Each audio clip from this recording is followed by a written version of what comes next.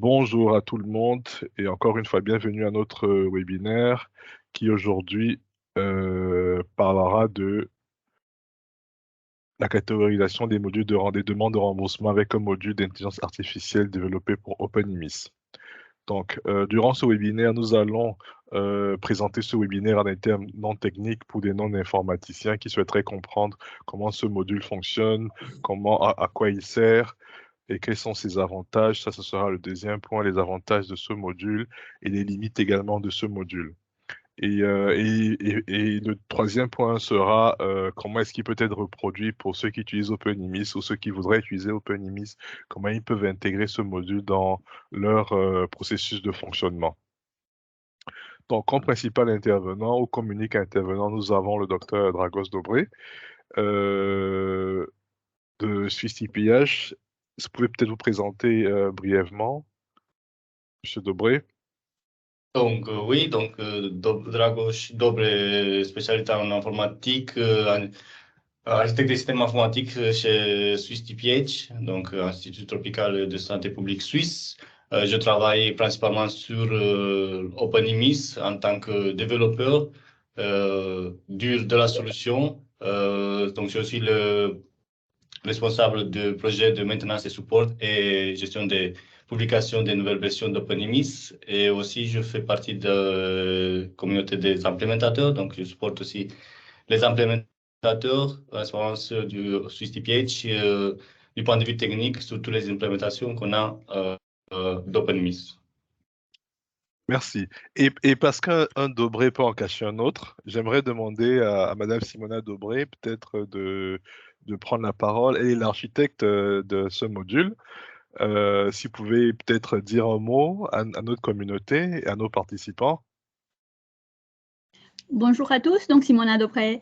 Donc j'ai un background en automatique et analyse de données, donc plus précisément spécialisé dans tout ce qui est analyse de données et tout ce qui est intelligence artificielle et machine learning.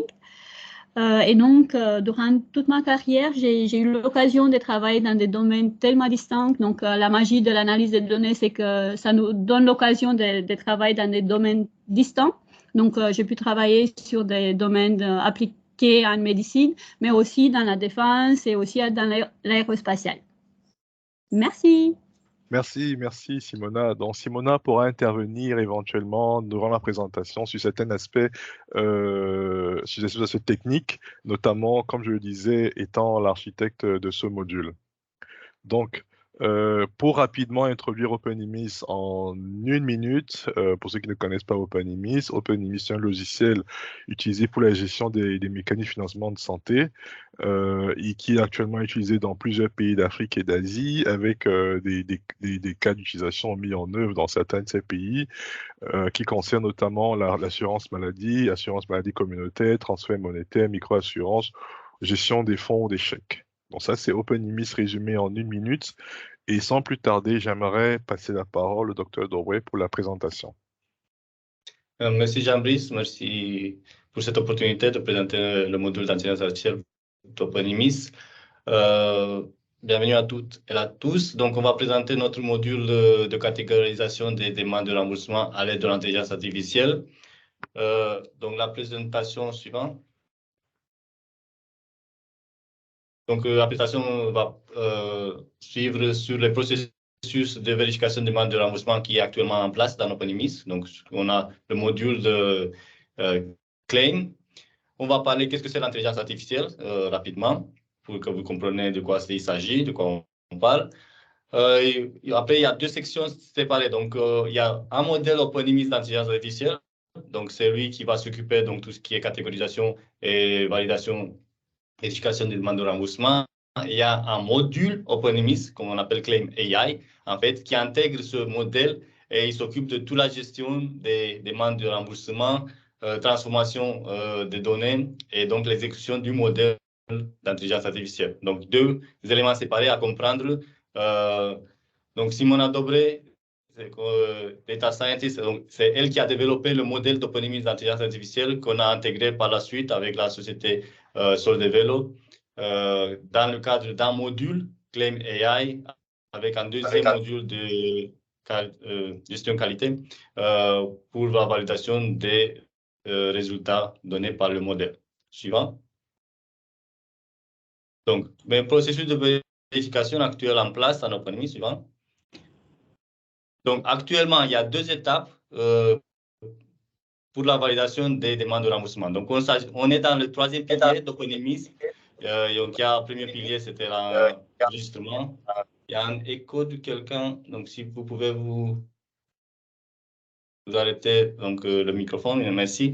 Donc, premier pilier, c'est l'enregistrement. Deuxième pilier, c'est donc, les services fournis par les formations sanitaires. Et troisième pilier, donc, gestion des demandes de remboursement. Donc, on travaille dans ce pilier-là, et plus particulier dans la vérification des demandes. Donc, qu'est-ce qu'il y a au milieu de ce pilier que vous voyez ici à gauche. Donc, dans la vérification actuelle dans OpenMIS, donc, il y a 2 étapes. Il y a un moteur de règles après la soumission. Il s'agit d'un ensemble de règles préétablies, donc encodées dans OpenMIS, en fait, qui va valider des règles génériques, comme par exemple, on ne peut pas avoir des accouchements, des services d'accouchement. Donc, pour un homme, donc, ça va être rejeté toute cette demande donc, de remboursement de ce type de demande. Donc, il y a ce moteur de règles qui va passer, donc, on va faire en première étape dans la validation des demandes de remboursement. Toutes les demandes qui passent à travers le moteur de règles, donc qui sont acceptées ou partiellement acceptées. Donc, je rappelle, une demande de remboursement, c'est un ensemble des informations qui groupent des services, des médicaments, un diagnostic qui sont attachés à assurer, qui viennent d'une formation sanitaire, dans l'hôpital, par exemple, pour une certaine période et d'autres informations liées à cet événement donc, de la vie du patient. Donc, on parle d'acceptation partielle quand juste une partie des services et des médicaments ils ont été acceptés. Mais pour rester simple, donc on a accepté ou rejeté. Donc, le moteur de règles va accepter ou rejeter des claims, des demandes de remboursement. Et donc, ceux qui sont acceptés vont passer par une évaluation manuelle. Ça veut dire qu'il y a des docteurs qui sont devant l'application OpenMIS, qui va prendre les demandes de remboursement. Ils vont vérifier si ce qu'il y a dedans, donc les services, les médicaments qui ont été fournis, ça vont bien avec le diagnostic qui a été fourni. Pour la personne, donc il y a une évaluation manuelle de ces paiements en fonction des règles préétablies par le ministère de la Santé, par exemple. Et ceux qui sont acceptés vont être payés ou il y a d'autres qui vont être rejetés, qui vont être répondus à la formation sanitaire. Suivant. Donc, le problématique, maintenant, c'est le nombre de demandes de remboursement. Donc, nous, on a eu le cas d'étude de Népal, donc l'implémentation OpenMIS en Népal. Donc, on a reçu des données en 2021. Les premières données, on a reçu en 2020, et après, on a reçu des données mises à jour en 2021, en avril, si je ne me trompe pas. Et dans ce graphique-là, vous voyez combien de demandes de remboursement ont été soumises et combien ont pu être vérifiés. Donc, ce qui est en bleu, c'est ce qui a été soumis donc à l'assurance. Ce qui est en orange, il y a tout ce qui a été review. Donc, on a eu dans ces données qu'on a reçues du Népal, dans la base de données de Népal, anonymisée. Donc, on n'a pas regardé tout ce qui est données privées. Ça ne nous intéressait pas. Nous intéressait juste des données liées à des demandes de remboursement génériques. Donc, mais on a eu quand même 3 millions, presque 3 800 000 assurés enregistrés dans le système, 780 établissements de santé. On a eu presque 6 millions de demandes de remboursement à regarder. Et au moment-là, donc en 2021, ils avaient 20 médecins qui, en fait, validaient les demandes de remboursement. Donc, vous voyez bien le nombre de demandes qui ont été vérifiées, c'est bien moins que le nombre soumis. Donc, on a eu jusqu'à 14 000 demandes de remboursement. Actuellement, ils reçoivent jusqu'à 20 000 demandes de remboursement par jour. Donc, d'où la problématique, comment, en fait, les aider pour pouvoir se concentrer que sur les demandes de remboursement à regarder et pas à tous, parce qu'actuellement, en openisme, vous pouvez faire donc, un traitement en fonction de certaines règles que vous pouvez sélectionner certains claims, ce que vous voulez vérifier. Un autre problématique, c'était aussi donc, le nombre de... Oui, c'était ça. Parce que le pourcentage, vous voyez à droite, en bas, donc c'est le nombre de demandes acceptées. Donc, acceptées, ça veut dire qu'ils ont été revus par les médecins, mais donc il n'y a eu pas de problème, ils ont accepté.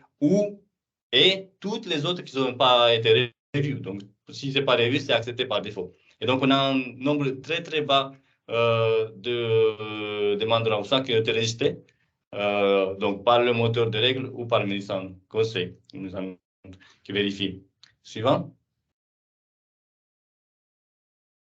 Et donc, le problématique, c'est effectivement la capacité humaine limitée. Donc, on a dit qu'il n'y a pas beaucoup de médecins traitants et dans le contexte dans lequel nous, on travaille, c'est une problématique actuelle.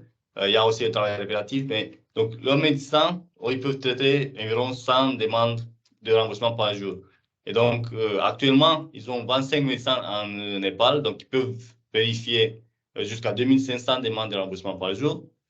Mais pour vérifier les 20 000 demandes de remboursement par jour qu'ils reçoivent actuellement, en fait, il faudrait jusqu'à 200 vérificateurs, 200 médecins pour ça. Mais ça, c'est impossible et à justifier, en fait, d'avoir dans une implémentation d'assurance santé. Suivant. Peut-être avant de passer au slide suivant, est-ce que nous avons des questions?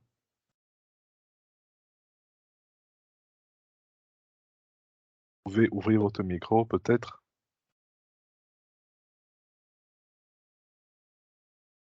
Sinon, j'aimerais poser une question concernant le moteur des règles. Alors, vous avez dit que le moteur des règles est l'étape qui vient après la soumission et avant la vérification. Du moins, comment est-ce que le moteur de règles est implémenté actuellement dans OpenIMIS? Est-ce que cela fait partie du module d'intelligence artificielle ou est-ce que cela est intégré dans la version standard d'OpenIMIS? Merci Jean-Louis pour la question. Donc, le moteur de règles, c'est intégré dans la version standard d'OpenIMIS. Donc, c'est très important de savoir. Donc, merci pour la question. Il est implémenté dans le module Claim. Donc, une fois que l'implémentation d'OpenIMIS, il va gérer les demandes de remboursement, automatiquement, ces moteurs de règles vont être appliqués, vont être exécutés à toute soumission de claim à travers OpenIMIS. Donc, il y a jusqu'à 19 règles, si je ne me trompe pas, 19 règles qui sont vérifiées. Donc, comme j'ai donné l'exemple des accouchements, donc des services qui sont pour les femmes, mais ils vont demander pour des hommes, ou en fonction d'âge. Par exemple, il y a des services médicaux qui sont que pour des adultes, mais ils ont été fournis ou par erreur, ils ont mis pour des enfants ou vice-versa. Donc, il y a des règles comme ça, logiques, qui sont donc encodées dans le module Claim, sont directement validées une par une pour chaque demande de soumission de remboursement qui est soumise. Un détail important, donc ce moteur de règles, il est déjà un type d'intelligence artificielle en tant tel. Parce que cette intelligence, même si donc comme c'est encodé, mais c'est un ensemble de règles qui sont dans la tête donc des docteurs ou de ceux qui ont réalisé donc le système et qui ont encodé dans le système. Et elle est toujours exécutée de la même façon.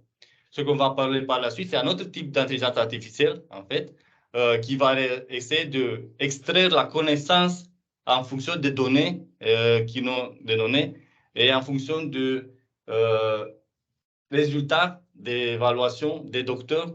Donc, ils ont appliqué des règles définies par donc le schéma d'assurance ou par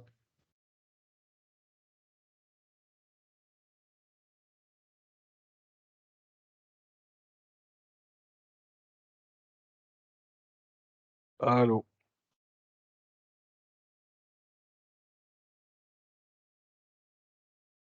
Est-ce que vous m'entendez?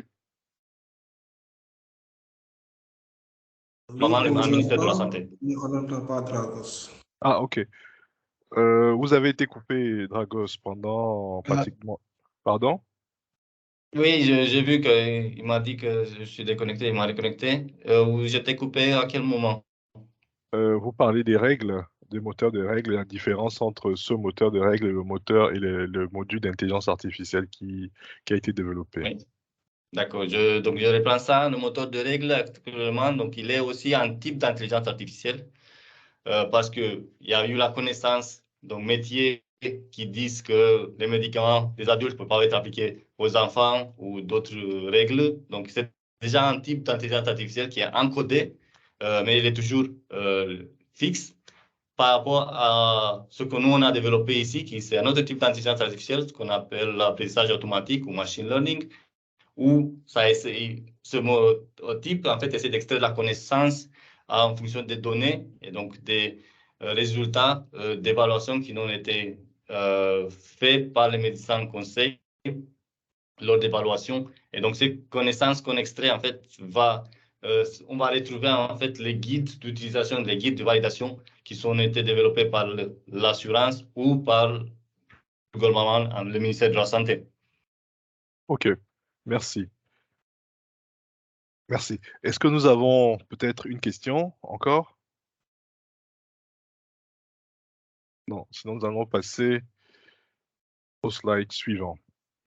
Merci. Donc, le module OpenIMIS avec l'intelligence artificielle. Donc, l'objectif, c'est de soutenir les médecins examinant les demandes de remboursement en leur signalant les demandes à vérifier en priorité.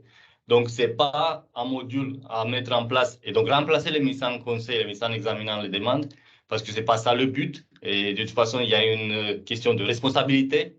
Et donc, c'est juste de soutenir les médecins en leur laissant, donc, les montrant que les claims qui sont importants à les vérifier. Donc, il y a, comme avant, il y a le moteur de base de règles qui reste en place.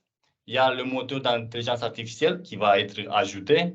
Et il y a une assurance qualité manuelle.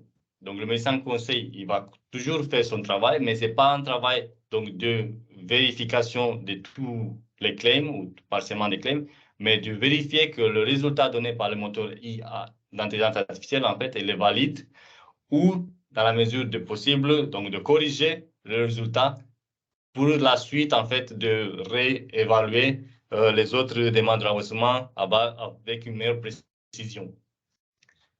C'est bon? Donc, le processus de développement du module d'intelligence artificielle. Donc, il y a ici notre processus global qu'on a développé. Donc, il y a deux phases. Il y a une phase de recherche et développement dans lequel nous, on développe les modèles d'intelligence artificielle, donc d'apprentissage automatique, donc qui viennent du collecte des données, nettoyage des données, d'analyse des visualisations de données. Je vais entrer plus en détail plus tard. Donc, c'est juste globalement présenter ça. Donc, il y a une analyse d'analyse des données et préparation. Il y a une étape, mesure d'évaluation et critères d'acceptation, plus l'apprentissage et évaluation du modèle d'apprentissage automatique, ce que va générer derrière donc, le modèle d'intelligence artificielle. Que par la suite, il y a une étape donc, de développement informatique. Donc, il y a deux modules que j'ai expliqués. Donc, le module d'intelligence artificielle d'OpenIMIS, en fait, qui va intégrer le modèle d'intelligence artificielle, plus le développement d'un module de contrôle qualité, comme expliqué dans le diagramme du processus juste avant. Et à la fin, il y a une étape d'implémentation qui passe bien sûr par un texte d'acceptation par l'utilisateur et le déploiement pour l'utilisation en production des modèles, des modules. Suivant. Donc maintenant, l'intelligence artificielle. Qu'est-ce que c'est l'intelligence artificielle? Dragos, je pense qu'il y a quelqu'un qui a levé la main. Je pense que pour une question. Ah, ok. Oui, Monsieur Soro, s'il vous plaît. Oui, bonjour, j'avais plutôt une question. Nous, on est confronté un peu à une difficulté qui est que on a du mal à pouvoir rattacher les médicaments par niveau de soins. C'est-à-dire, par exemple, quand vous prenez le niveau de soins de première ligne, on a des catégories de médicaments qui peuvent être délivrés qu'à ce niveau. Quand vous passez au niveau hôpital, on a des catégories de médicaments qui ne peuvent être délivrés qu'à ce niveau. Sauf que dans le paramétrage, dans la version actuelle, on a du mal à pouvoir rattacher ainsi. Et donc, moi, la question que j'avais, c'était un peu par rapport au moteur de règles. C'est une question qui peut être adressée dans ces moteurs de règles. Donc, j'espère que j'ai compris la question. Donc, cet attachement des médicaments ou des services à des demandes de remboursement, en fait, ça se fait avant l'étape de validation, vérification des claims par les médecins traitants. Donc, c'est fait au niveau des formations sanitaires, donc à l'hôpital, par exemple. Actuellement, dans l'Oponimis, un des façons à faire cet attachement, c'est par les listes de prix. Donc, les listes de prix qui sont en fait des listes de médicaments et des services qui sont négociés avec les formations sanitaires. Et donc, en fonction des formations sanitaires, on dit que ces listes-là qui sont valides pour cet hôpital ou ces listes-là qui sont valides, elle est valide pour un centre de santé communautaire, par exemple, qui vont avoir deux listes différentes, de médicaments différents. Mais ce n'est pas l'objectif du module d'intelligence artificielle qu'on parle ici. Et ça, il est déjà, donc, cette configuration, si ça suffit, je ne sais pas si ça suffit pour vous, elle est déjà disponible dans OpenMIS. Donc, si vous voulez plus en détail, on peut discuter plus tard sur ce besoin-là que vous avez. OK. C'est bon. Merci. Est-ce qu'il y a d'autres questions? Est-ce qu'on peut continuer? D'accord, je pense qu'on peut continuer. Jean-Brice, suivant. Donc, qu'est-ce que c'est l'intelligence artificielle? Donc, l'intelligence artificielle exploite les ordinateurs et les machines pour imiter la résolution des problèmes et de la prise de décision de l'esprit humain. Donc, on a vu juste avant que le module de règles, c'est déjà un système d'intelligence artificielle parce qu'il apparaît, donc il y a un certain ensemble de règles pour résoudre le problème. Donc, le problème, c'est de rejeter toutes les demandes de remboursement qui ne correspondent pas aux règles préétablies. Maintenant, il y a d'autres types d'intelligence artificielle, bien sûr. Donc, un des autres types d'intelligence artificielle, c'est l'apprentissage automatique ou machine learning ou ML.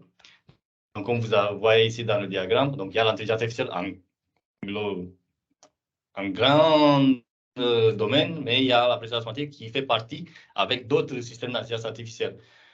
Mais donc l'apprentissage automatique, c'est juste une branche de l'intelligence artificielle, mais elle se concentre sur l'utilisation de données, donc à partir de données et algorithmes, pour imiter la manière dont les humains apprennent, donc à l'extérieur de la connaissance, en améliorant progressivement sa précision. Ça veut dire c'est pour ça qu'on a ce moteur de règles, en fait, pour pouvoir effectivement corriger tout ce qui est mal interprété, mal catégorisé, et par la suite, en refaisant, donc en réapprenant, on va améliorer la précision du modèle d'intelligence artificielle, donc du machine learning.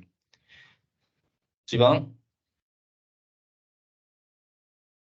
C'est juste rapidement pour... Ça va être plus ou moins technique, mais c'est bien de savoir parce qu'il y a deux types d'apprentissage. Il y a un apprentissage supervisé qui utilise des données labellisées, donc c'est des données catégorisées. C'est ce qu'on a besoin dans OpenMIS. Et donc, par exemple, il nécessite des annotations minutieuses dans le cas des images. Juste pour donner un exemple, il y a la détection donc, des animaux, des chats, dans des images. Donc ça, en fait, c'est réalisé avec un apprentissage automatique de type supervisé. Il y a aussi un apprentissage non supervisé, ça veut dire qu'il ne nécessite pas de données labellisées, mais c'est donc ça utilise à découper des données similaires. Par exemple, quand vous regardez sur Netflix, il va vous proposer par la suite des séries ou des films qui peuvent être intéressants par rapport à ce que vous regardez avant. Donc ça, c'est un apprentissage non supervisé.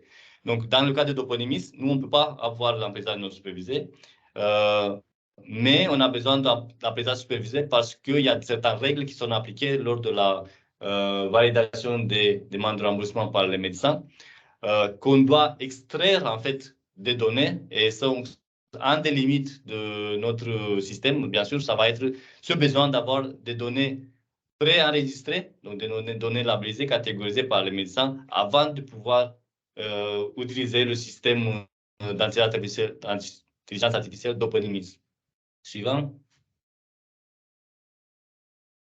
Donc, pour expliquer rapidement, donc qu'est-ce qu'on a? Il y a deux étapes, comme on a dit. Donc, il y a une étape de recherche dans laquelle on appelle la supervision. Donc, ça, c'est en fait l'algorithme qui va donner, donc, effectivement, donc, la connaissance ou le modèle d'intelligence artificielle. On va avoir besoin des données d'entraînement et des variables souhaitées. Donc, dans notre cas, on va avoir des claims et donc on va regarder est-ce que les claims ont été acceptés ou rejetés. Et donc, ça va nous donner notre algorithme qui est le modèle AI. Maintenant, deuxième étape, ça va être l'utilisation en production. Donc, en production, on va avoir des données des entrées, donc à gauche. Ces données d'entrée, donc on suppose pour notre cas que ce sont des demandes de remboursement, qu'on va les passer par notre algorithme. Donc, l'algorithme, le modèle d'intelligence artificielle.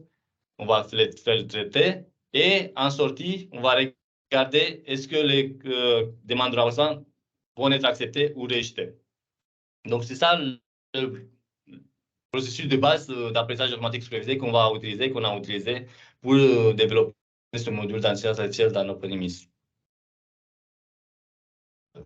Suivant. Donc, avant de passer à la suite, est-ce qu'il y a des questions sur l'intelligence artificielle?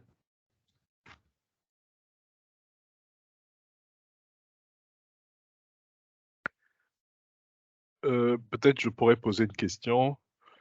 Dans la distinction que vous faites entre le modèle supervisé et le modèle non supervisé, est-ce qu'il serait possible, juste pour savoir, est-ce qu'il serait possible d'appliquer à OpenIMIS un modèle non supervisé?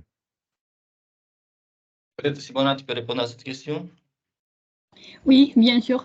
Donc, notre objectif, c'était d'apprendre vraiment de la façon comment les docteurs ils gèrent les demandes. Donc, l'objectif, c'était vraiment de partir à partir des connaissances qui sont déjà existantes, avec des données qui gardent des connaissances déjà existantes, pour générer un modèle qui se comporte de la même façon. Sachant que nous avons affaire avec des données déséquilibrées, c'est-à-dire qu'on a très peu de demandes qui ont été rejetées, c'est vraiment beaucoup plus compliqué de créer un modèle non supervisé. Ça serait faisable, mais ça serait beaucoup plus compliqué si on analyse que la similitude des données. Ok, ce qui voudrait dire par exemple que pour un modèle de données équilibré ou un modèle avec un pourcentage élevé de précision, il serait possible de par exemple appliquer un modèle non supervisé, juste pour évaluer un peu peut-être les limites de l'application de l'intelligence artificielle à OpenIMIS. Oui, tout à fait. Donc, si on aurait affaire avec une base de données qui serait équilibrée, donc on aurait la même proportion de demandes acceptées et rejetées, là, ça serait plus facile à créer un modèle d'intelligence artificielle, donc de machine learning qui est non supervisé. Mais dans les cas où la base de données est déséquilibrée, c'est plus judicieux d'utiliser un modèle supervisé. Ou au moins, c'est ce qui est fait dans la littérature actuellement. Oui, merci. Monsieur Timera semble avoir une question. Oui, bonjour à tous. Bon, j'ai juste deux petites questions. Bon, l'une, elle est plutôt technique du côté assurance maladie. Bon, je ne sais pas, qu'est-ce qui a motivé au niveau du Népal le fait qu'il vérifie l'ensemble des attestations de soins? Bon, je prends exemple. Bon, la plupart des assurances ne vérifient pas toutes les attestations, toutes les demandes de soins. Il y a des demandes de soins qui sont minimes, bon, qu'on peut classer, et puis il y a d'autres soins, par exemple les hospitalisations ou des soins qui coûtent cher, qui peuvent être catégorisés et qui font une demande de remboursement. Bon, je ne sais pas, dans le cas du Népal, qu'est-ce qui justifie que tout est vérifié? Parce que ça amène une grosse charge de travail. On a vu que les médecins sont débordés alors que toute la population n'est pas encore couverte. Il y a 3 millions d'assurés, alors que le Népal, c'est presque 30 millions. Bon, maintenant, l'intelligence artificielle, qu'est-ce que ça apporte par rapport à la fraude? Parce que pour la vérification, c'est justement pour, un, se battre contre la fraude, et deux, pour pouvoir traiter rapidement les soins, les demandes de soins. Et puis de deux aussi, dans OpenIMIS, je n'ai pas trop vu le module où on fait les paiements. Bon, comment ça se passe exactement après? Parce qu'en amont, bon, si les vérifications sont faites, ça veut dire que les remboursements vont plus rapidement. Donc, dès que le prestataire envoie sa facture, en général, bon, c'est réglé automatiquement parce qu'il n'y a pas la phase de vérification. Voilà. Ce sont ces quelques interrogations-là que j'avais. Merci. Merci, M. Timera.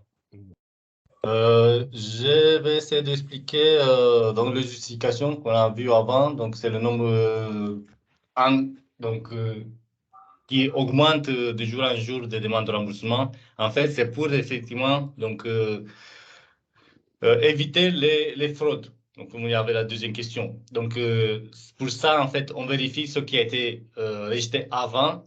Et donc, du coup, on vérifie, encore une fois, on vérifie, mais ça ne veut pas dire qu'on va traiter toutes les demandes de remboursement par les ministères en conseil. Donc, les vérifications, ça va être réalisé pour toutes les demandes de remboursement.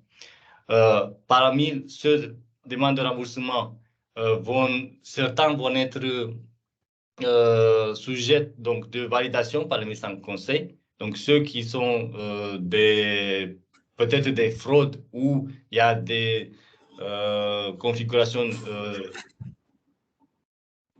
différentes, voilà, je ne sais pas comment l'appeler, ceux-là vont être marqués pour être validés par le ministère en conseil. Donc, eux, ils se concentrent quand même sur une partie limitée, donc des demandes de remboursement, et pas tous, parce que la plupart vont être quand même validés et vont passer par le paiement. Voilà. Donc, ça, c'est pour la première question. C'est pour ça qu'ils ont demandé cette demande. Donc, entre-temps, ils ont réalisé un autre système pour gérer cette validation, mais on ne va pas parler ici. Et pour la deuxième, le module de paiement, en fait, qui est dans le processus. Donc, le module de paiement, ça existe en OpenIMIS. Donc, on l'a développé l'année dernière, ou cette année. Donc, à partir de l'année dernière, on l'a fini cette année. Et donc, vous pouvez actuellement vous connecter à des systèmes de paiement pour pouvoir automatiser les paiements des remboursements, des demandes de remboursement et où recevoir, par exemple, la contribution à travers les paiements par banque ou mobile. Donc, ces modules, il existe actuellement dans l'OpenIMIS. Il n'est pas encore implémenté. On travaille, par exemple, en Tanzanie pour implémenter ce module pour le paiement vers les formations sanitaires. Monsieur Timera? Oui. Oui, c'est déjà bien. Donc, c'est juste là, ce n'est pas une question, mais c'est une requête. Bon, on a déjà vu le module FHIR, aujourd'hui le module intelligence artificielle. Bon, moi, ce que j'aimerais, et puis le module de remboursement. Donc, moi, actuellement, je travaille sur OpenIMIS pour une assurance maladie et je suis en train de tester le système. Donc, je suis obligé d'utiliser le demo.openimis.org.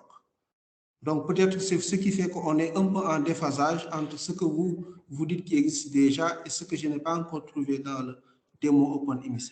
Est-ce qu'il serait possible de faire une mise à jour de ce démo OpenIMIS, même si ce n'est pas stable, de un? Et puis de deux, l'autre demande, c'est, bon, pour le module intelligence artificielle, pour le module FHIR, pour l'ensemble des modules qui sont intégrés dans OpenIMIS, est-ce qu'il sera possible de nous faire des interfaces simples pour qu'on puisse les paramétrer et aller plus rapidement, au lieu de perdre encore un peu de temps dans les développements? Merci. Merci, M. Timera. Donc, pour répondre à la question, le module de paiement, il est déjà accessible dans la version de démo. Vous pouvez l'accéder pour voir la gestion donc, des bills and invoices, donc des factures. Actuellement, mais il n'est pas connecté à aucun système de paiement, bien sûr. C'est juste pour le démo. mettre à jour le système. Donc, le démon, en fait, l'instance de démon, c'est l'instance qui est en parallèle avec les publications de nouvelles versions. Donc, ça correspond à la publication d'avril. Actuellement, nous, on travaille à la nouvelle publication d'OpenEMIS, la nouvelle version, donc, qui sera finalisée d'ici la fin du mois. Donc, on a 2 publications par année, donc en avril et en octobre. Il est toujours, donc, ça va être mis à jour une fois que la publication sera réalisée. Mais vous pouvez toujours accéder aux dernières versions avec l'adresse develop.openemis.org. Donc, si quelqu'un, Jean-Brice ou Uwe, si vous pouvez mettre dans le chat l'adresse de développement qui correspond aux derniers développements, derniers ajouts et fixes qu'on a dans OpenEMIS. Donc, il y a une instance spécifique pour ça que vous pouvez accéder à tout moment. OK, merci beaucoup. Et du courage pour la suite. Merci. Donc, on peut passer au modèle OpenEMIS d'intelligence artificielle. Donc, on va parler premièrement, merci, ouais, sur les défis de l'analyse des données. Donc, c'est une étape importante parce que c'est pour comprendre pourquoi on a fait des apprentissages automatiques supervisés et pas non supervisés. Donc, certains défis qu'on a dans des données qu'on a reçues. Premier défi, c'est que seulement 3,78% des données sont labellisées, donc vérifiées par un médecin, sont rejetées. Donc, il y a, comme j'ai dit avant, il y a un ensemble des demandes d'enregistrement qui étaient validées, mais de 100% des demandes, que ces 3,78 ont été rejetées. Donc, il y a très peu par rapport à l'ensemble total des demandes de remboursement. Et il y a aussi que 2,29% qui ont un motif de rejet associé. Donc, motif de rejet associé, ça veut dire que les médecins conseils ont donné en raison pourquoi ils ont rejeté ces demandes de remboursement. Donc, vous avez à gauche, en fait, une découpe des différents motifs de rejet associés. Donc, on a réussi à grouper, en fait, parce que ces justifications de refus de remboursement sont des champs de texte libre, c'est le deuxième défi, et qui ne sont pas normalisés. Donc, on a essayé donc, de les grouper. Et vous voyez ici les différentes valeurs. Donc, il y a 39% des demandes qui n'ont même pas de justification. Et la plupart, donc, après, il y a donc, 20% que donc, un médicament n'est pas inclus dans un paquet donc, de services, ou 18% qu'il manque des documents, parce qu'en Népal, ils utilisaient donc télécharger des documents avant qu'OpenEMIS puisse réaliser avec la version modulaire. Actuellement, donc c'est possible à ajouter des documents donc, à des demandes de remboursement. Donc, vous voyez bien, il y a un ensemble de justifications qu'on ne peut pas en fait catégoriser. Et le problématique, c'est donc du coup, on ne peut pas justifier si le module d'intelligence artificielle va donner donc un refus, on ne peut pas en fait justifier pourquoi ce refus-là. Donc le médecin conseil, c'est pour ça qu'il est derrière, pour vérifier ce que le module d'intelligence artificielle a fait et donc donner ce refus, cette justification aux formations sanitaires pour qu'ils comprennent pourquoi ça a été vérifié et donc avoir une acceptation aussi du côté de l'utilisateur. Et une grande majorité des variables sont catégorielles, on va voir par la suite. Donc, et à cause de ces défis-là, on a seulement certains modèles d'intelligence artificielle qui peuvent résoudre les problématiques. Donc, c'est pour ça qu'on a choisi dès le départ, en fait, les modèles supervisés. Suivant.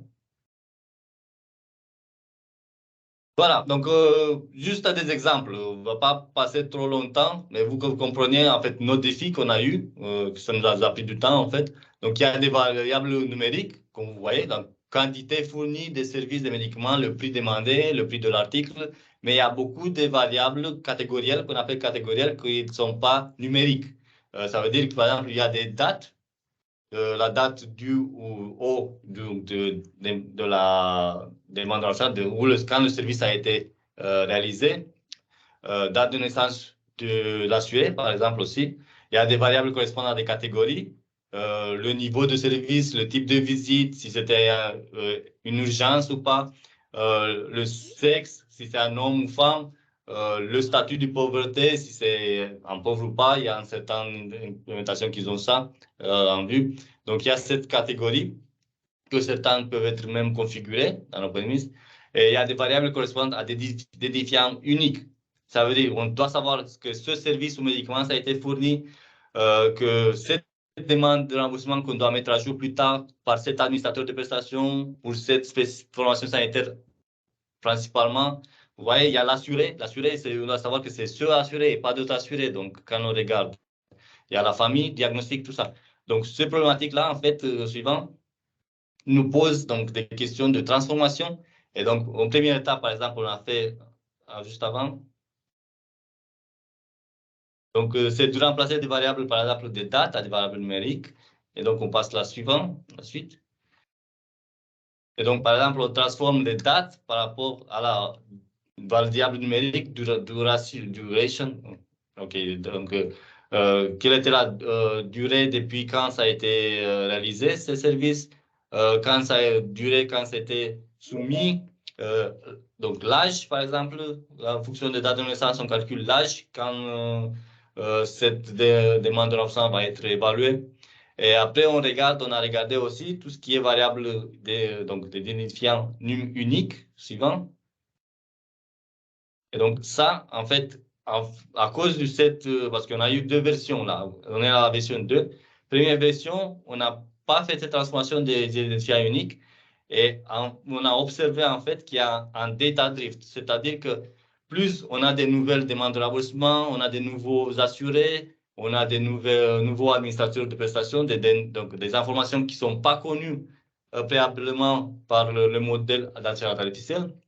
Donc, moins le résultat sera fidèle, sera précis. Donc, c'est ça qu'on appelle le data drift. Et donc, qu'est-ce qu'on a fait dans une deuxième étape? Dans une deuxième version, on a de remplacer les variables correspondant à l'identifiant par des variables agrégées. Et comme quand on prend en considération l'historique de la demande de remboursement. Donc, on va regarder suivant. Donc, il y a un ensemble des variables agrégées. On ne va pas passer par toutes les variables. Donc, la présentation sera partagée par la suite. Mais, par exemple, on regarde combien de services médicaments ont été soumis dans le même jour. Combien de demandes. Donc, quel est le montant de la demande ou des demandes de remboursement soumises d'une journée pour le même assuré? Il y a le montant total des demandes soumises sous la période de 7 jours avant, 30 jours, donc par semaine, par mois, par 80 jours, avant la soumission actuelle. Donc, on regarde toutes les variables qui sont liées à l'assuré, qui sont liées à la formation sanitaire, quel est le montant moyen par semaine, quel est le montant moyen dans les 90 jours. Même, on a même regardé, avant que ça soit développé par la société Whynot, donc on a pu regarder à partir des données, on a identifié si le service, en fait, c'est un package, donc un paquet de services et médicaments. Donc là, e-package, la dernière, vérifier si la demande intègre un paquet de services ou médicaments. Donc, on a pu extraire cette information-là juste à partir des données qu'on a reçues du Népal, même si OpenMIS, au moment-là, n'était pas en mesure donc, de définir des paquets de services et médicaments. Donc ça, on a fait tout le travail donc, de grouper et donc de réaliser des variables agrégées, en fait, pour pouvoir transformer tout ce qui est donc, des données d'identification avec dans ces données numériques, en fait, qu'on appelle ces variables agrégées. Suivant.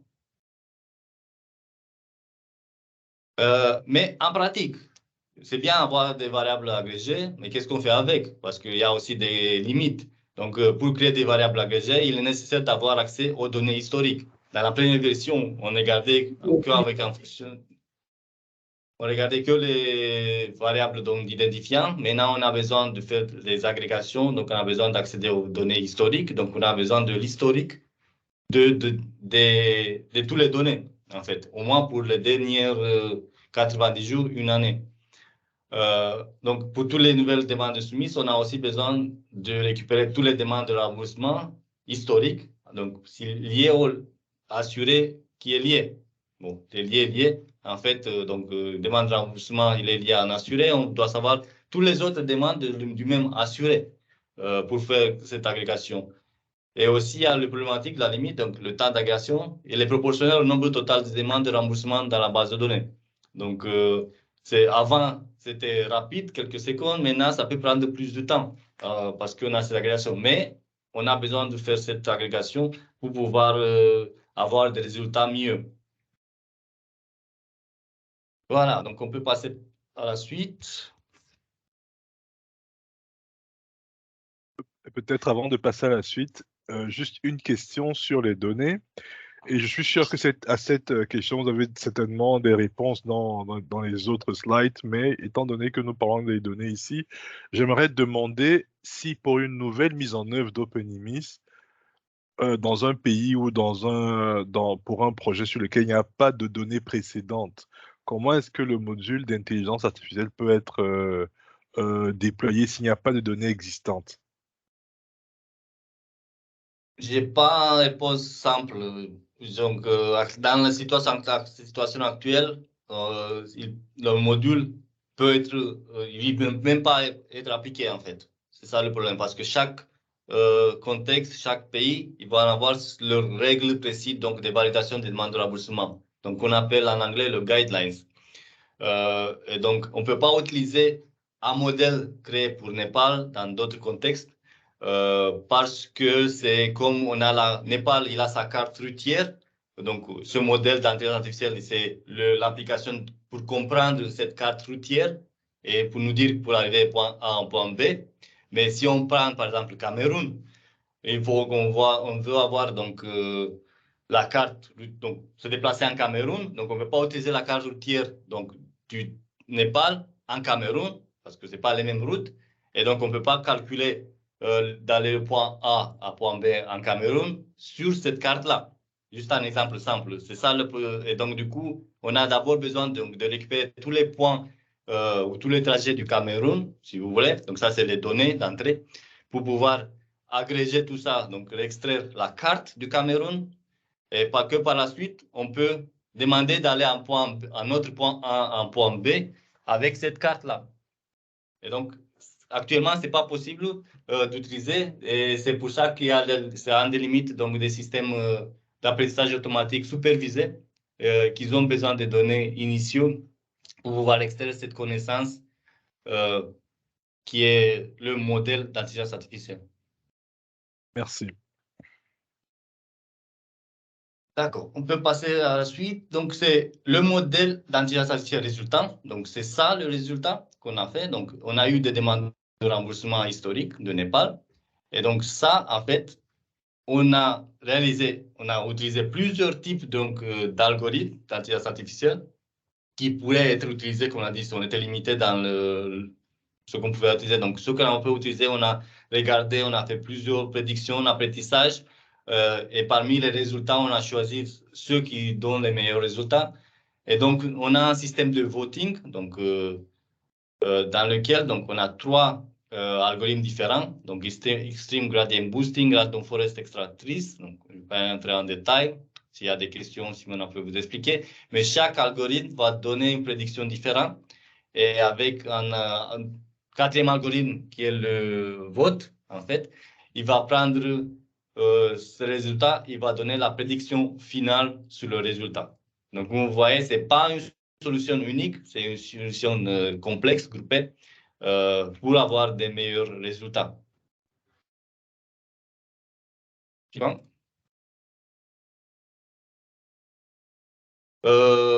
C'est un transparent qui fait peur, j'imagine pour vous, mais c'est très important que vous regardez aussi qu'est-ce que nous on regarde, donc avec l'analyse de données, l'évaluation des différents algorithmes. Encore une fois, je ne vais pas entrer en détail que si vous avez des questions précises sur ça, mais donc il y a donc les calculs il y a une matrice d'évaluation que vous voyez à gauche en haut, donc qui représente en fait que ce qui a été accepté, rejeté par les médecins traitants et ce qui a été prédit par les différents algorithmes. Donc, par exemple, on a sur la deuxième ligne ce qui était donc, actuelle classe 1, donc c'était rejeté, mais les prédicteurs, on a 8200 qui ont été acceptés, rejetés aussi, mais il y en a quand même plus que 2000 qui ont été rejetés, mais donc acceptés, même s'ils devaient être rejetés. Voilà, donc juste un exemple, comment on évalue. Et il y a différentes formules en fait d'évaluation. Donc, il y a accuracy, precision, recall, F1 score, qui donnent des valeurs le plus, donc entre 0 et 1, plus proche de 1, meilleur score C. Voilà. Et donc, en fonction de ça, on regarde pour tous les algorithmes qu'on a testés, on va voir deux slides plus tard, on va regarder quels donnent les meilleurs résultats et donc on choisit les meilleurs pour ajouter. Il y a un autre élément important qu'il faut regarder dans ce transparent-là, c'est à droite en bas. Donc, il y a la feature importance, l'importance de chaque variable. Et comme vous voyez, tout ce qui est... donc, il y a beaucoup de variables agrégées qui donnent une importance, une très grande importance, en fait, dans l'évaluation. Par exemple, l'âge de l'assuré, il a le plus grande importance par rapport à l'évaluation. Donc, c'est très important, effectivement, de transformer donc l'âge et la date de naissance qu'on a en économie dans l'âge. Mais aussi, on a les autres comme les nombre de claims de demandes de remboursement moyen par mois ou combien ça a duré les demandes de remboursement en moyen. Tout ça. Donc, c'est pour ça qu'on regarde tous les temps, donc, les variables, leur importance pour choisir ceux qui ont plus d'impact sur l'évaluation et sur le résultat final. Suivant.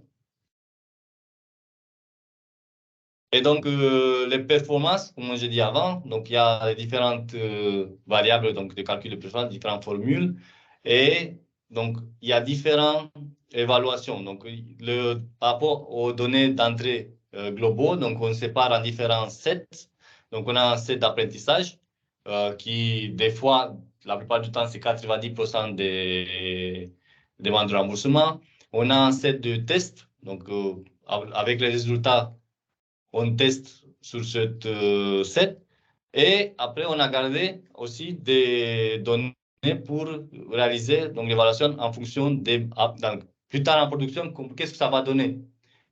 Et on voit bien, donc après une semaine, un mois, 2 mois, 3 mois ou plus d'une année, on voit bien qu'il y a certaines formules qui restent plus ou moins du même valeur, mais d'autres qui diminuent considérablement. Comme par exemple le recall, en fait, ça diminue considérablement après, par exemple, donc de 3 mois à une année.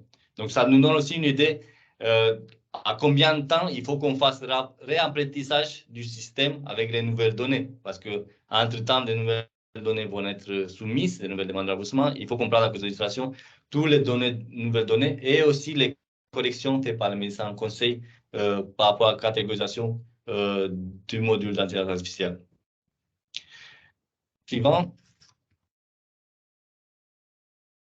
Donc, encore une fois, pour avoir le slide complet. Suivant. Voilà. Encore une fois, ça, c'est pas traduit. En fait, c'est en anglais. On voulait faire regarder comme ça. Mais c'est juste un ensemble global de ce qu'on a regardé. Donc, il y a différents types d'algorithmes, de classification. Donc, on a regardé donc, en rouge tout ce qu'on a regardé, en bleu ce qu'on a regardé, mais on a aussi gardé donc, dans le résultat final. Et il y a aussi des différentes dépendances et des variations sur les données, des variations dans les splits, dans les coupes entre les différents sets de données, des hyperparamètres qu'il faut modifier, les différentes métriques ou des étapes de validation.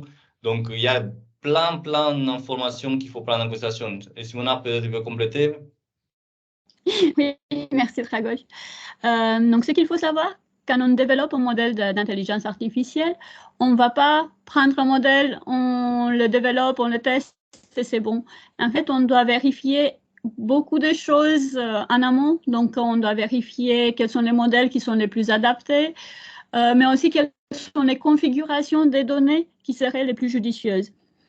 Donc, c'est pour ça que nous avons testé vraiment beaucoup des modèles différents et beaucoup des configurations différentes en termes de données, en termes des hyperparamètres qu'on peut avoir pour le modèle AI, mais aussi différents critères d'évaluation. Car il faut savoir qu'actuellement, dans la littérature, il n'y a pas de critères qui sont prédéfinis. Donc, tout le monde peut choisir son critère d'évaluation en fonction des besoins. Donc, il y a vraiment un travail de recherche approfondi qui a été fait sur tous ces paramètres et tous ces modèles. Donc, c'est pour ça que j'aimais bien d'avoir une vue d'ensemble de développement qui a été réalisé. Merci Simona. Oui.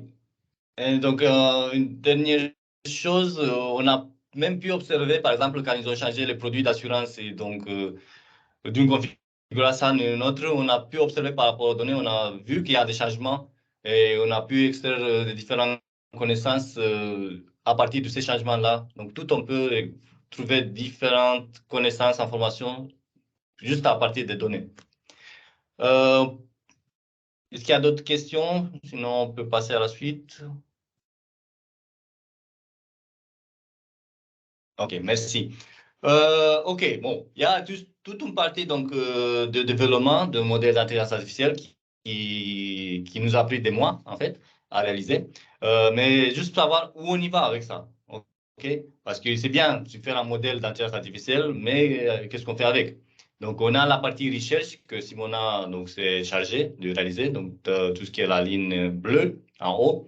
Donc, à partir de données hors ligne, qu'on fait la collecte de données, nettoyage, analyse, mesure d'évaluation et apprentissage, évaluation des modèles d'apprentissage automatique. Et en fait, certains des algorithmes qui ont été développés, ils doivent être les mêmes aussi utilisés en production. Donc, dans la partie bas, donc en production, on va devoir utiliser donc, un modèle d'intelligence artificielle qui a été choisi, dans notre cas, le modèle de voting, à partir des données en ligne, c'est-à-dire des données qui sont effectivement soumises par les formations sanitaires. Donc, on a les mêmes étapes, donc collecte de données, nettoyage, préparation de données, mais juste après, on a juste une exécution du modèle d'intelligence artificielle. Donc, le modèle, en fait, c'est un fichier, un gros fichier de quelques gigas d'octets, qui est exécuté par une librairie, dans notre cas du Python, à partir de ces données-là. Donc, du coup, les étapes qui sont les mêmes, donc collecte de données, nettoyage de données, préparation de données, il faut utiliser les mêmes algorithmes, c'est-à-dire les mêmes conditions de nettoyage de données, les mêmes façons de créer les variables agrégées, la même normalisation et catégorisation qu'on avait. Et donc, du coup, bien sûr, on doit utiliser le meilleur modèle d'intelligence artificielle quand on exécute le modèle d'intelligence artificielle. Et donc, du coup, qu'est-ce qu'on va avoir comme résultat?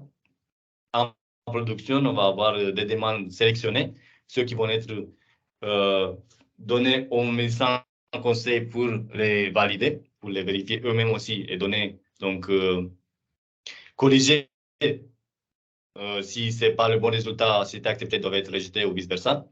Et donner aussi une justification textuelle pour les formations sanitaires. Pourquoi ça a été rejeté? Parce que, comme on a dit avant, avec le module d'intelligence artificielle, on ne peut pas donner ça, comme il n'y a pas, donc c'est pas normalisé. C'est le médecin de conseil qui va donner les justifications. Et donc, c'est la responsabilité du médecin de conseil aussi donc, de rejeter. Si c'est rejeté par le système, c'est-à-dire qu'elle a été déjà rejetée par le médecin de conseil. Et il y a aussi les demandes acceptées qui ne vont pas avoir besoin donc, d'être regardées par le médecin de conseil. Même si ils ont encore la capacité, ils peuvent regarder d'autres demandes qui ont été acceptées. Bon. Et voilà. Et ce que nous amène dans le développement informatique, donc les modules, parce qu'on parle de deux modules d'Oponimis qu'on appelle le Claim AI. claim-based artificial intelligence categorization. The other way around, anyway. So, est-ce qu'il y a des questions sur le passage de la recherche en production? S'il n'y a pas de questions, donc on peut passer à la suite. Encore, donc un graphique, donc un processus qui fait peur, donc c'est grand, mais c'est très important. Je ne vais pas entrer en détail. Encore une fois, donc il y a un lien dans le transparent qu'on pouvait regarder la spécification du module d'intelligence artificielle. Mais ce que je veux dire ici, c'est qu'il y a un module claim actuellement existant dans OpenEMIS que vous utilisez ou pas dans votre implémentation. Et ce qu'on a développé, il y a deux autres modules. Donc, il y a un module AI Quality Module, donc d'assurance qualité, et un module d'intelligence artificielle, donc au milieu et à droite de ce processus. Et donc, ce processus, en fait, ça définit le fonctionnement des modèles d'intelligence artificielle et OpenEMIS, du claim, et leur intégration à travers des signaux.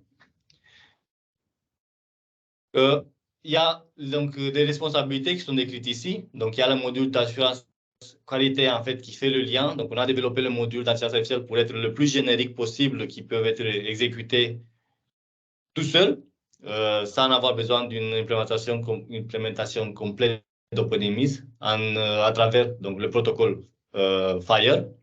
C'est pour ça que le point d'entrée dans le module d'intelligence artificielle, en fait, c'est un demande de remboursement de type FHIR, le claim FHIR, une ressource FHIR.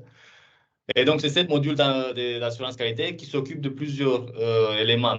Donc, c'est de mettre à jour le statut de la demande, de la conversion en demande de FHIR.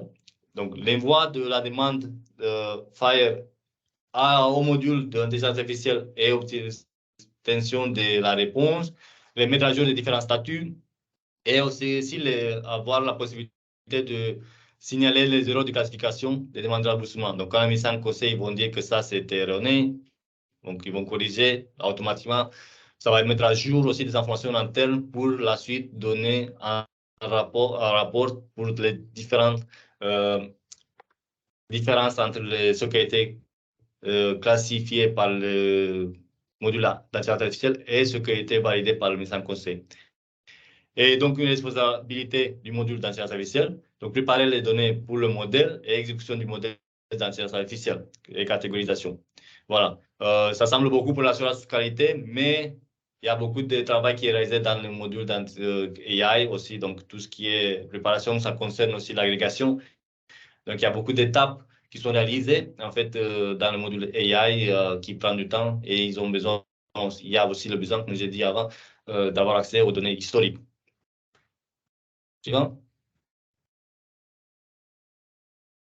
Le processus de validation basé sur l'intelligence artificielle, donc un autre graphique qui fait peur, mais donc ça, c'est les différentes étapes d'une demande de remboursement. Donc, il y a une étape entrée, il n'y a pas d'état soumis parce que soumis, ça veut dire que ça passe directement par le moteur de règles. Et si ça passe le moteur de règles, c'est checked, donc c'est vérifié ou rejeté. Il y a une étape intermédiaire qui s'ajoute dans cette demande, donc le processus classique d'OpenEMIS de validation, donc, qui est donné par le AI Claim Categorization, là-bas. Donc là, c'est effectivement l'exécution automatique du modèle d'intelligence artificielle, comme j'ai précisé avant, qui va mettre à jour, en fait, donc quand je dis cette étape, en fait, c'est l'ensemble des deux modules. Donc, un module qui transforme, l'autre qui prépare, exécute, mettre à jour. Mais ce qu'on veut montrer ici, en fait, on a utilisé les variables existantes d'OpenEMIS, on n'a pas ajouté des variables en plus, pour pouvoir faire de telle façon que le médecin conseil, ils ne changent pas d'habitude. Pour eux, tout est transparent. En fait, pour eux, ça change, le processus est le même. C'est juste à la place à eux de choisir les demandes à vérifier, comme c'est actuellement le cas. Choix en fait de ce qui va être validé, ça va faite par le module d'intelligence artificielle. Et donc, eux, ils vont regarder ceux qui sont déjà flagged, choisis pour être validés. Okay?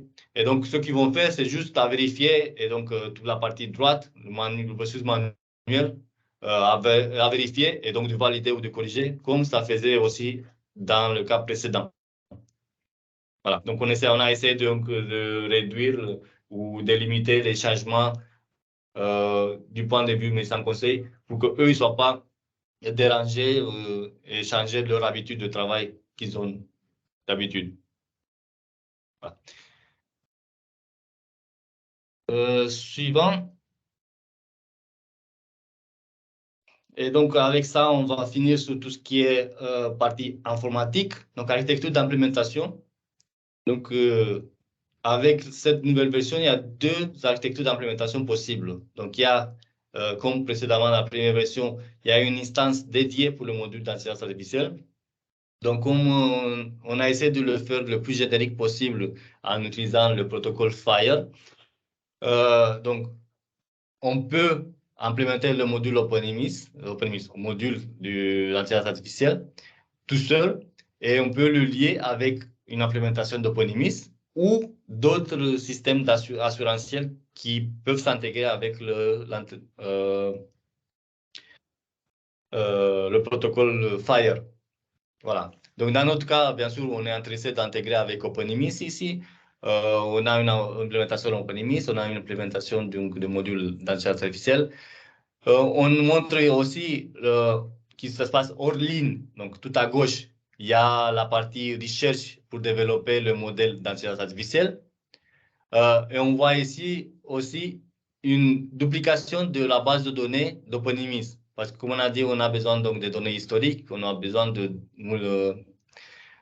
dupliquer. Mais dupliquer, ça ne veut pas dire que c'est complètement base de données complète, c'est juste partiel, juste les données liées aux demandes de remboursement. Il n'y a pas d'autres données qui ne sont pas liées directement. Si pas besoin, ou par exemple, il n'y a pas tous les assurés. Par exemple, s'il y a des assurés qui n'ont pas de demande de remboursement, ils ne vont pas être présents dans la base de données de l'implémentation du module d'intelligence artificielle. Donc ça, c'est une des façons d'implémenter. Et une autre façon, c'est d'intégrer dans l'implémentation OpenEMIS, donc à droite, dans lequel le module d'intelligence artificielle, il s'exécute en parallèle avec le module Claim et il utilise la même base de données. Voilà. Donc, cette possibilité, ça existe aussi, avec, bien sûr, hors ligne, le développement du modèle d'intelligence artificielle à base de données historiques. Voilà. Donc, c'est deux architectures différentes d'implémentation à choisir en fonction des besoins. Il n'y a pas d'autre à dire. Est-ce qu'il y a des questions sur la partie développement informatique? J'ai une question.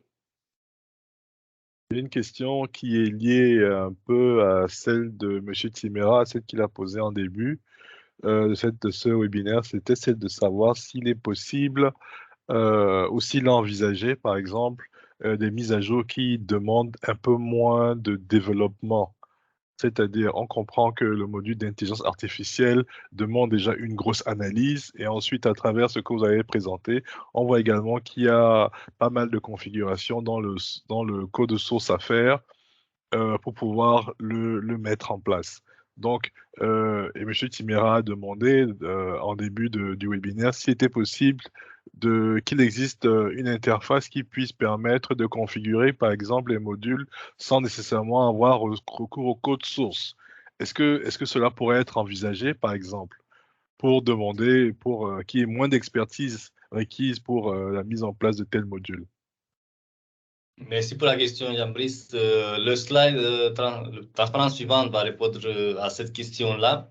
Actuellement, la configuration, donc, comme j'ai dit, le résultat des algorithmes d'analyse d'apprentissage automatique, ça va être des fichiers. Donc, des fichiers qui vont être configurés pour le module, donc la configuration du module, pour penser quel fichier choisir. Donc, qu'il s'agit d'un modèle d'intelligence artificielle ou des différents algorithmes qui sont appliqués. Donc, c'est des fichiers qui peuvent être remplacés facilement. Donc ça, c'est dépendant. Donc il y a des éléments qui sont génériques, qui sont toujours les mêmes, mais le modèle, il est dépendant du contexte et donc de l'implémentation qu'on parle. Et donc, on a des éléments qui sont spécifiques, il y a des éléments qui sont génériques, qui sont fournis comme des global goods, on appelle ça en anglais. Je vais le traduire en français. Mais donc, c'est un libre service et que vous pouvez utiliser à tout moment sans avoir besoin donc, de développement spécifique. Et avec ça, je pense que c'est mieux de passer à transparence suivant pour expliquer tout ça. Donc, il s'agit de la chaîne de valeur du produit. Donc, ça veut dire qu'est-ce que ça dépend du contexte d'implémentation et qu'est-ce que c'est générique et ça va rester inchangeable. Et si on met à jour, en fait, c'est juste à mettre à jour dans le cadre de l'implémentation sans aucune adaptation nécessaire. Donc, il y a 4 étapes aussi présentées au début avec les processus. Donc, il y a la préparation des données, le développement du modèle d'intelligence artificielle, développement informatique et déploiement. Et on va prendre chaque partie. Donc, la préparation de données. On a dit, on a la collecte de données, nettoyage de données, analyse de données. Pour cette étape, on a besoin d'un scientifique de données, donc un data scientist, comme par exemple Simona. Donc, cette personne-là va devoir travailler sur les données, donc pour les demandes de remboursement, des données liées à demande de remboursement, les nettoyer et analyser les données. Donc, toute cette partie-là, en fait, est dépendante du contexte ou de l'implémentation. Ça va être per projet, il faut faire ça. Il n'y a pas une façon d'automatiser. Le développement d'un modèle d'intelligence artificielle, ici, donc c'est pareil, il y a besoin d'un data scientist, mais c'est automatisé. Donc le data scientist, qu'est-ce qu'il va faire? Il va exécuter les algorithmes qui ont été développés dans le cadre de projets pour Népal, pour les mesures d'évaluation, critères d'acceptation et apprentissage d'évaluation du modèle de machine learning, donc apprentissage automatique, va exécuter les mêmes algorithmes pour pouvoir générer les différents modèles d'intelligence artificielle et algorithmes qui vont être, non, pas ça, mais au moins, le résultat, c'est le modèle qui est dépendant aussi du projet. Voilà, donc ça, c'est le résultat, mais c'est dépendant des données. Le développement de modèles d'intelligence artificielle, donc c'est disponible. Le développement informatique, donc il y a les modules de Claim AI, donc le module d'exécution du modèle d'intelligence artificielle. Donc celui-là ne change pas du tout, ça reste toujours le même. Il y a le module donc, de AI Quality, Claim AI Quality, d'assurance qualité en fait. C'est lui qui fait le lien entre le module de Claim et le module d'intelligence artificielle. Il est déjà développé dans le cadre d'une implémentation OpenEMIS. Donc, si vous utilisez OpenEMIS et vous voulez implémenter le module AI, vous n'avez rien à faire. Mais si vous voulez intégrer un autre système qui n'est pas OpenEMIS, qui gère des demandes de remboursement et qui peut s'intégrer avec le protocole FHIR, donc il faut vous développer cette interface d'intégration avec le module Claim AI, hein, bien sûr avec le FHIR, le protocole FHIR. C'est pour ça qu'il y a le contour orange, parce qu'il est développé pour OpenEMIS, mais pour d'autres systèmes, il est besoin donc d'être redéveloppé. Peut-être qu'ils n'ont même pas besoin s'ils ont déjà, ils respectent et ils fournissent le protocole FHIR. Et dernièrement, donc déploiement, il y a l'implémentateur qui va devoir réaliser avec les utilisateurs finaux de test d'acceptation. Et bien sûr, l'opération, et ça, bien sûr, c'est aussi spécifique au projet. Donc, vous voyez bien, il y a des éléments qui sont communs et non changeables, ou peu changeables, et des éléments qui sont spécifiques par projet qu'il faut réaliser préalablement ou ultérieurement lors de l'implémentation. Est-ce qu'il y a des questions?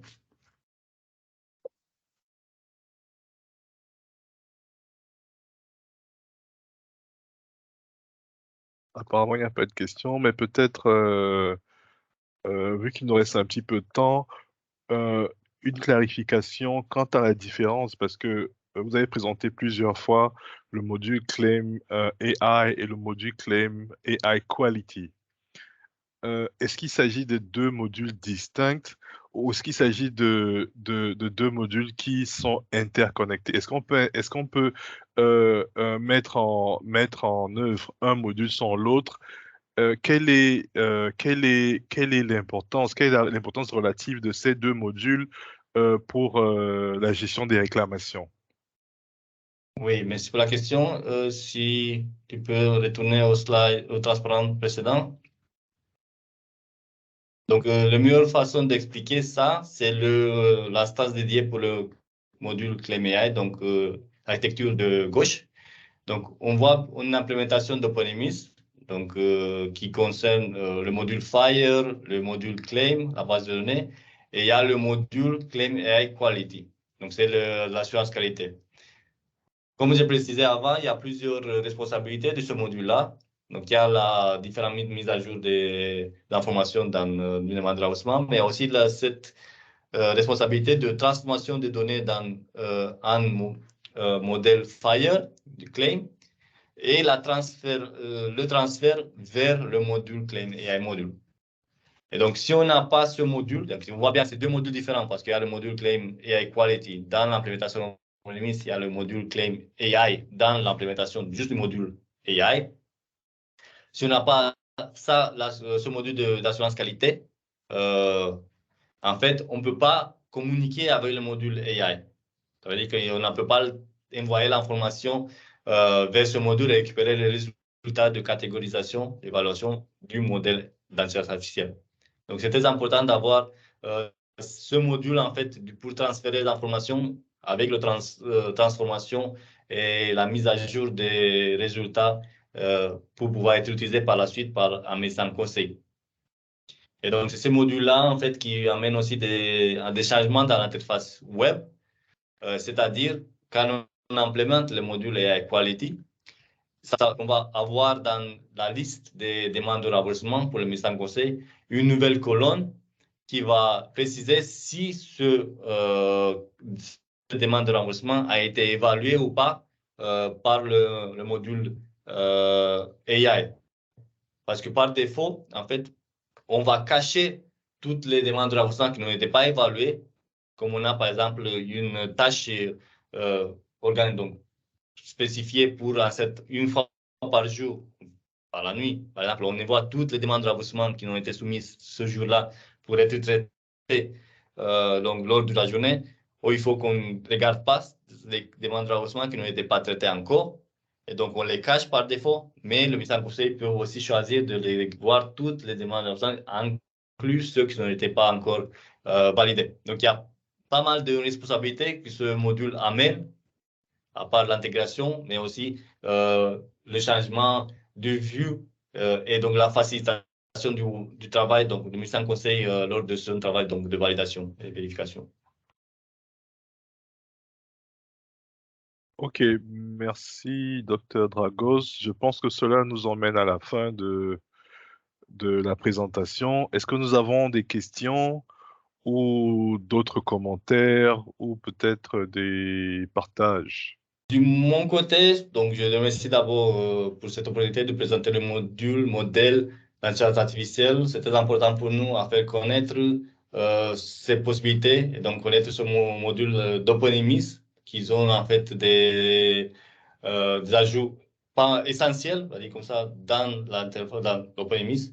Et donc on espère par la suite que des implémentations vont pouvoir l'utiliser et donc vont être soutenus par ces éléments-là.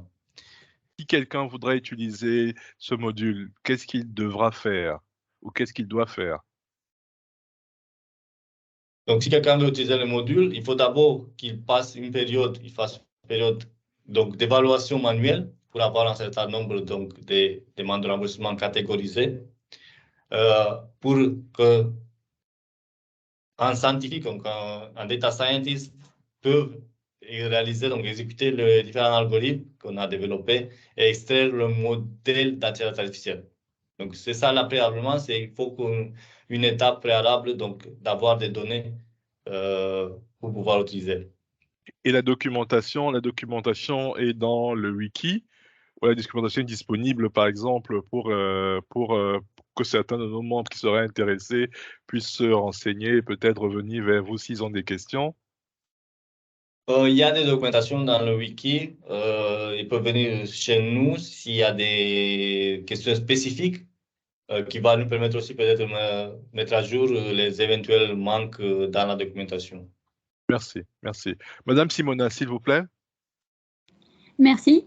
Le modèle AI permet donc d'accompagner les médecins qui vont vérifier les demandes de remboursement et donc bien sûr leur éviter un travail répétitif et inutile s'il peut exister des méthodes automatiques, mais aussi ça permet peut-être, j'espère, un paiement plus rapide des demandes de remboursement et aussi permettre aux patients, aux utilisateurs, un accès plus facile à la santé.